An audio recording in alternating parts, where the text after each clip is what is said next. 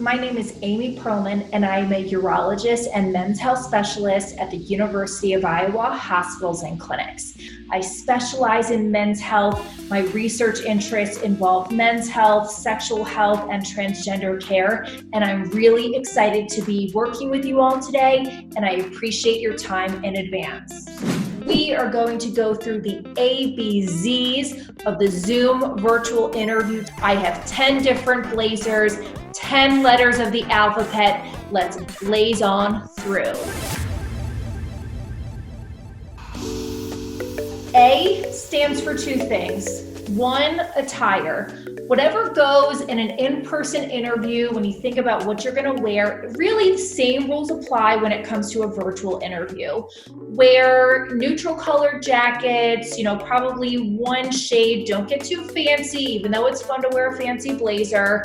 And just be mindful that if you don't want down here to show, let's say you have a fancy fanny pack on, or you got sweatpants on just in case you stand up, just make sure that from head to toe, you're wearing the appropriate attire. The same rules apply, the same thing you would wear during an in-person interview. The other A goes for anatomy of the interview. Think about the common questions you're going to be asked during an interview for urology residency. Let me name some common questions. Tell me about yourself. Why urology? Why this program? Talk to me about some of your strengths. Talk to me about some of your weaknesses. What's a situation where you had a difficult conflict or a difficult scenario, and how did you work your way through it? If you come up with answers to each of those common questions, even if you're asked a different question, you can oftentimes pull something that you prepared for one of those answers or combine them to answer that question. For your answers to sound unscripted, they have to be incredibly scripted. So write down these answers now. You might think you have them all in your head, you know the answers. Write it down. Reread those answers. If there's a phrase that doesn't really add anything to the answer, take it out now. B is for background. You actually have a lot of control over the background noise and the background lighting. So let's talk about some of those options.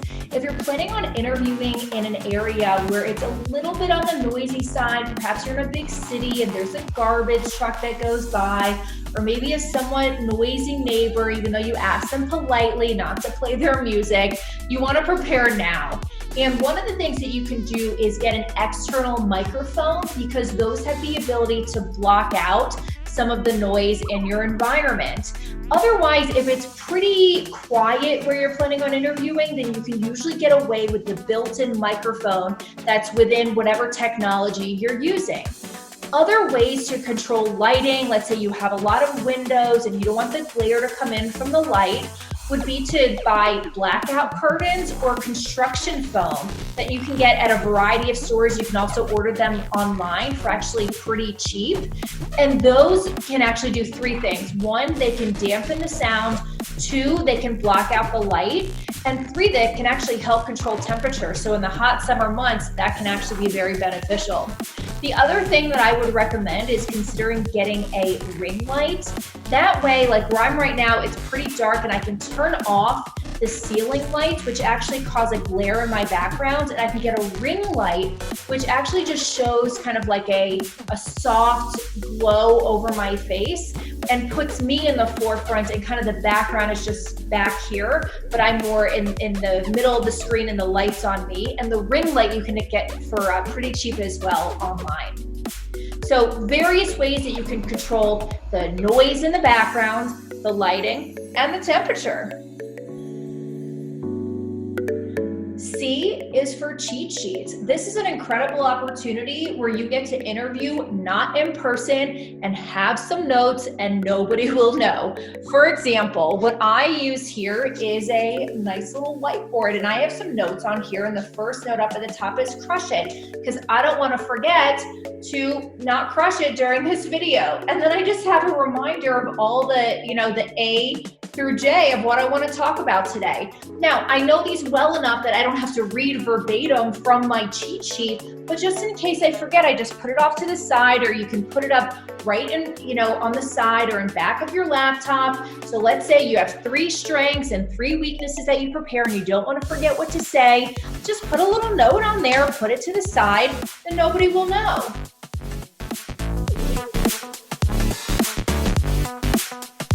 D is for decor or decoration. This is an opportunity to show to the interviewer a little bit about yourself without actually verbalizing that information. Now, if you're doing your interview and the background is completely bare, like a blank wall, that's not the wrong thing to do, but it's not really telling us anything additional about you, and so you can be a little bit creative. For example, if we look in my background, I have this person right here with some cool looking hair. That shows, hey, I'm creative, I like home decor, and this is from my grandmother. It's a coffee pot, that's kind of cool. If I were an artist, now I'm not good enough to make this beautiful piece of art right here, but if I did paint, I would consider putting one of my paintings behind me. So let's say the interviewer said, well, hey, Amy, what types of things do you like to do outside of school, outside of work? That's an opportunity for me to say, I do like to paint on canvas, and this is something I created about a year ago. So use the decoration to your advantage.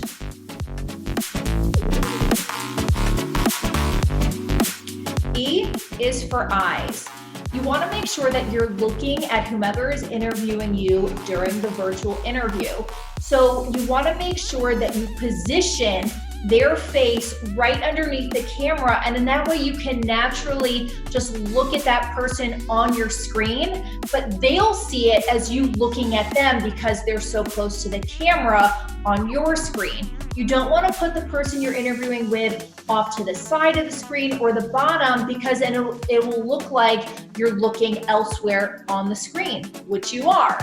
The other thing I want to bring up too is you want to record yourself on video beforehand so you can see if you look up or look to the side or look off into space when you're thinking of an answer. That's really obvious when you're on a virtual interview, and make sure you understand if you do that beforehand so you can stop doing it before your interview. Eyes are important. Eyes keep you engaged. F is for filler words. A lot of us use filler words whenever we're talking in normal everyday speech and when we're presenting a PowerPoint in front of an audience. Now, filler words include like, so, and double dribbles. Double dribbles are when you start a phrase and you repeat it before you finish it. And just like with the eyes and practicing beforehand on a recording and watching yourself, you want to do the same thing to understand what your filler words of choice are prior to interviewing. For example, when I record myself and watch it, my filler word of choice is the word so. I start off so many of my sentences and phrases with that word, and when I watch myself, wow, it is quite irritating. Now is the time to figure out what your filler word of choice is so you can take it out before the interview. Different strategies to decrease the number of filler words you use or to slow down how quickly you're talking. When I'm speaking too quickly, I notice that I bring in more filler words. The other tool is to intentionally take a breath and pause and be okay with the pauses and the breathing instead of using a filler word.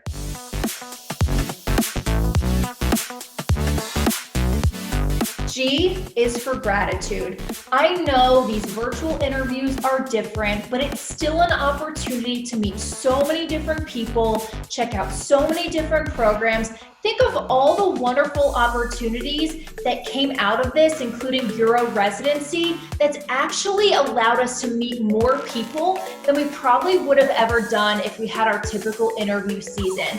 That is awesome. One thing that you can do to show gratitude is at the end of your introduction, after you say something like, my name is Amy Pearlman, blah, blah, blah, blah, blah, blah, blah. My hobbies are this, blah, blah, blah, blah, blah. I am so excited to be interviewing at your institution today, and I thank you in advance for your time.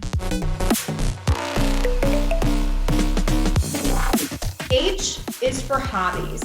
Think of a few key hobbies. You don't have to come up with a list of 10. It's nice if you have 10, but you don't need to mention 10. Think of like 2 or 3 hobbies that you want to talk about during your interviews and give a little bit of detail about those hobbies that just maybe resonate or bring in a little bit more personality into those hobbies. For example, I might say, I really enjoy reading, and the book that I'm reading now is actually called The Walls Protocol, and it talks about the effect of what we put in our bodies in terms of nutrition and how that affects chronic disease. And I'm hoping this book will actually help me counsel patients in the office. So you see how I spoke about the reading, I mentioned my current book, and something that I'm learning about that book. If you like to cook, you might say, I really enjoy cooking, my latest masterpiece was this, and this is what I learned from it. It just adds an additional 5 seconds or so, but really makes it more personable. I is for interest. And what I mean by that is with these virtual interviews, you might find that you're applying and interviewing at places that really never showed up on your radar before because you don't have to worry about the plane ticket and the hotel expenses and the travel expenses once you're at the institution. And you want to make sure that when you're interviewing at these places that you do your research and you prepare ahead of time. What I mean by that is print out packets. Go to each institution's website, print out a list and pictures of the faculty members, the residents. I mean, now with social media and these virtual interviews, we as programs and faculty members and residents are putting everything out there for you. We're trying to give you as much information as possible. Now is a time to just go on someone's Twitter, go on someone's Facebook, wherever they're active on social media, and take down a few notes. Like if you looked me up and you're like, oh, Pearlman likes riding the Peloton, right? Pearlman and Peloton. It's as simple as that. It shows that you did your research before the interview. It shows that you're engaged. It shows that you're interested. And it can take a long time depending on how many programs you end up interviewing at. So prepare now. J is for job. Now, J is the 10th letter of the alphabet. It's the last one we're going through. So I put on my fancy blazer. This is the only blazer I actually would not wear during an interview.